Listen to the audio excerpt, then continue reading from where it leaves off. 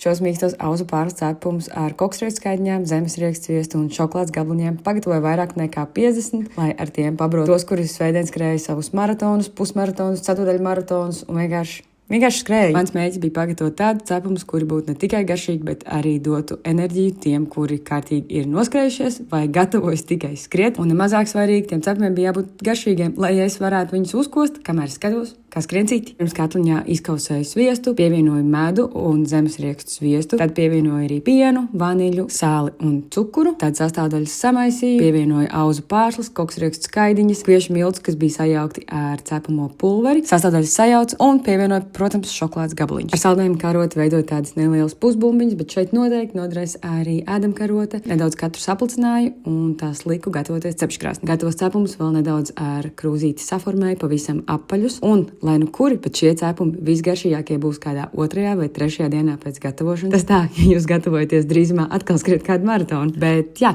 tad es devos ielās un tos cepumus izlīju gandrīz visiem, kurus tajā dienā satiku, kuriem es atcerējos, ka man taču ir jāiedod cepums. Un varbūt arī jums noder šī cepuma recepte. Tālāk, labu apetīti!